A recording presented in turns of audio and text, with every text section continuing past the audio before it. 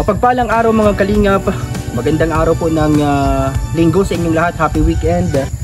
Ngayon po, nandito tayo dito po sa Maglola. Yan, 70 years old na lola na may kasamang apo. Kasama niya sa kanyang kubo yung kanyang apo na may kapansanan. Sabi nga nung lola ay pinaglihi daw sa alimango, pag ganun din yung ibang anak niya. Pero ngayon ang kasama niya yung kanyang apo mga kalingap. At ito pangalawang beses natin siyang i-vlog. Kahit na wala pa namang nag-sponsor. Ito po sariling lang natin. Sariling bulsa lang din, sobra sa lang natin. Sa budget.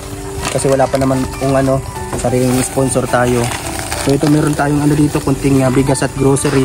At syempre may kape, gatas at dilata. Syempre ito dun sa apo niya, bibigyan natin to mga biscuit, may gatas. Ayan. Ito po. Dito po yan papasok po doon mga kalingap. Ayan. Sa mga nanonood po, please subscribe po. Support sa ating YouTube channel Papa Franz Vlog Official. And sa ating FB page, DJ Franz Facebook page. Ayan, wag po sana ninyong skip ang mga ads natin. Don't skip ads po mga kalingap. Dahil sa simpleng panonood at hindi pag-skip ng mga ads, tayo po ay nakakatulong na rin. Actually ito po yung ating first charity vlog din natin sa channel natin ngayon sa Papa Franz Vlog Official. Kasama natin si Kalingap Edu nung una nating pagbisita dito, pagpunta sa Maglola dito sa Kubo.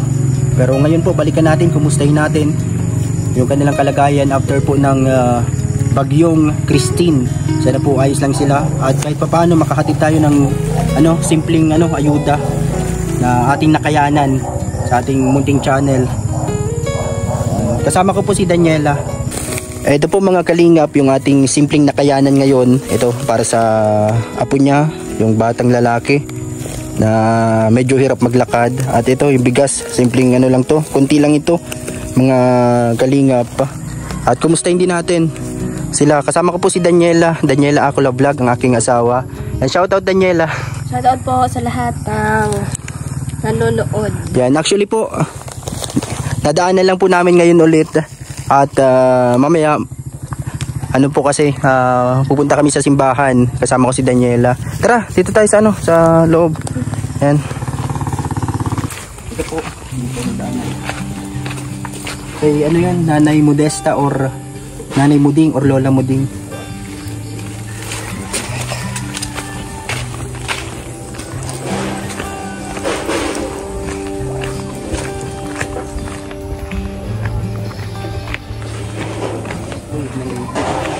Good morning po Nanay Muding. Ayan po dito. Kumusta po kayo dito ng bagyong Christine? Gano'n kami. Magdirik.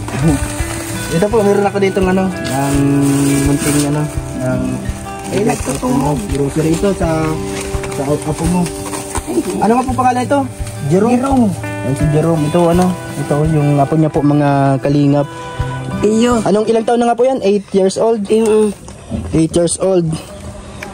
Kumusta po kayo dito nung bagyong Christine? Ito po ang grocery. Nagtutulog yan. Baha nga rin napunta na dyan Ay, dito po, nag-abot po yung baha dito? Oo. Hanggang saan po ang tubig dito? Dyan dito. Nag-recap nga kami. Ang mga bahay po kasi dito, mga ganito lang din siya, o mga kubo. Dito po naabot yung tubig. Dito. Ano? Kapag sobrang daming ulan na nabaha talaga dito.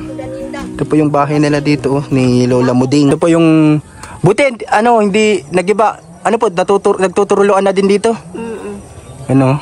Isa ay kuno mayo ini, kung magkusog si Duros. Alin po itong puno? Oo. Di, Ano? Yung puno dito. kung magkusog si Duros, tumba na yan, kasi yaw niya ni dyan intiro. Siyarong kung nadatugan.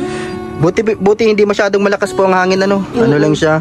Talagang yung ulan lang talaga. Ulan lang talaga. Grabe. Yan ulan no.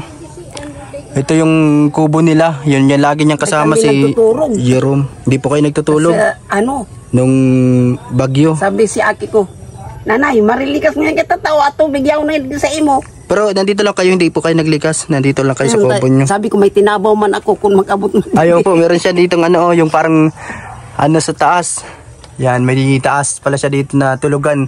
Kung sakaling abutin ng tubig dito sa baba, ito po, yung ano nila Lola Muding. Yan. May akyatan kayo dito. Sa taas kayo minsan natulog kapag ano kapag inabot ng tubig dito. Tamang gamit, Yan, may isang at dyan. Yan. Ito po si Jerome. Ano, hindi po siya nag-aaral pa no? Hindi nag-aaral. Si Jerome, ang apo ni Lola na lagi niyang kasama. Yan po. Meron ka dyan ano, mga ano, tawag dito? May biscuit. Mga biskwit. May gatas din dyan, dalawa, may kape. Nag-almusal na po kayo? Yun, nag-inom lang ako. Nag-inom lang po kayong kape. Ito po, ano pa lang kayan, ng grocery, tapos ano, konting, ano, dilata. Diyan po sa ano, nag-ano na po ba dyan, nag-relief na din? Buti naman po at nakatanggap din kayo dyan ng ano, Tanggap na. ng mga relief din dito sa barangay Lahat dito. man dito, Sa yan. San Jose, opo. Pero bigas lang ang iba. Po, yung bigas, yung mga hindi masyadong naabot ng tubig. Dito po, naabot sa inyo ng tubig po, ano? Iyo. Ano, sa lugar nila Lola Muding, ano? Ano pong pinagkakabalahan nyo ngayon? Mayo. Yan, kakagising nyo lang din po. Ano, yung bahay nila, oh. Yung sabi nyo nga po dati nung tinanong ko kayo, ang trabaho nyo minsan, nag-ano kayo ng mga tingting, nag-iyagis. Nag-iyagis. Sige, hindi ko na kaya magdala.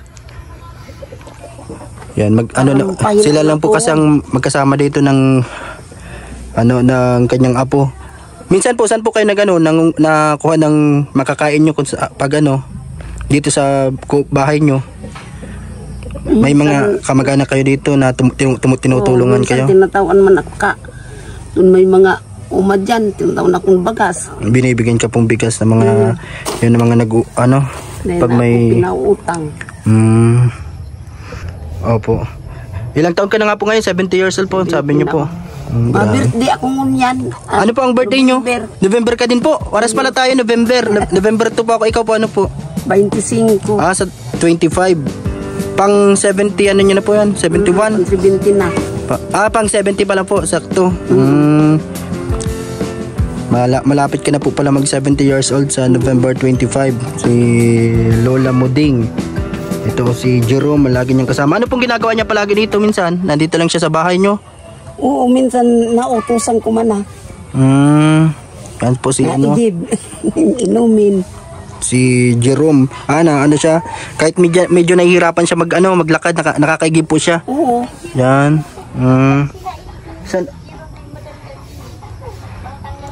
Si Edo, kung kasama ko po nung pagpunta dito nung nakaraan, kasi na-vlog niya din doon si Oyang. Mabalik po yan siguro Martes. Siguro pag papadaanin ko dito para mabisita niya din po dito sa ibang mga dito. Pagaling kay Reyna Mimay. Si Edo, yung collab team dati ni Reyna. Opo. Ngayon si Beyonce ang niya, ang collab team ni Edo. Nung nakaraan po nandun kami sa kay Oyang. Balikan niya po yan si Oyang. Si yung bata doon sa may sentro. Babalikan din namin yun nila Kalingap Edo, siguro baka Martes daw kasi medyo busy pa. Yan sa may lugar nila Oyang. Nandito si Nanay Muding. Hindi ko day nagaba siya rong ta. Bakit po?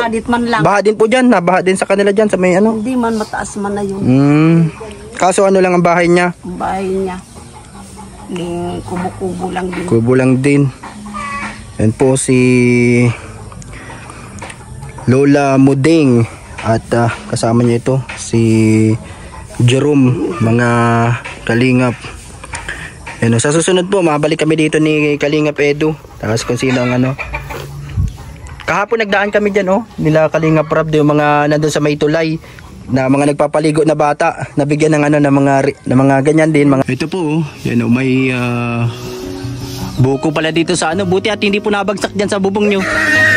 Nabagsak din po diyan minsan.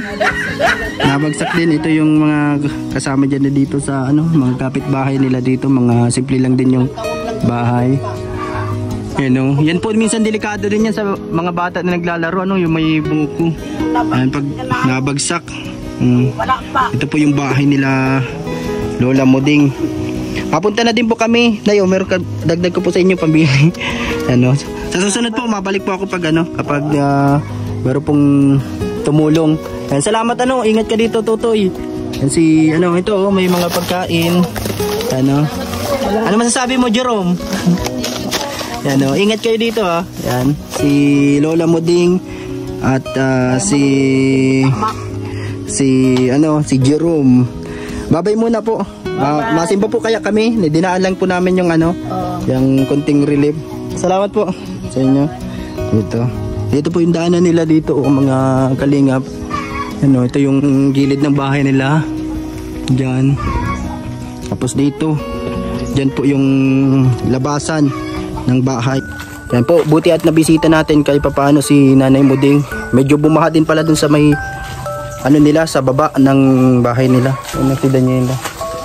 Yan, dito kami nagpapahilot yung mga baby namin, si Kisaya at si Brianna kapag napipilayan, kapag may mga pagmasama ang pakiramdam, pinapatingnan namin diyan yung mga simpleng paggamot, paghilot, pagsuob. Yan, subscribe niyo din po Daniel Acula. Yan, hello po. Yan. Medyo masama yung niya, yung lalamunan kasi inuubo pa rin. Inuubo ka pa ba? Yan Salamat po sa inyong panonood.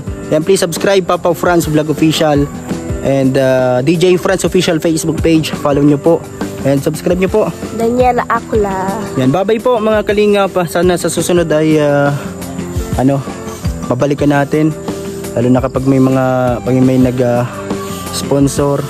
Pero pag may sobra-sobra tayo, bibisitahin natin siya. Kapag meron tayong sobrang blessing. Maraming salamat po mga kalingap.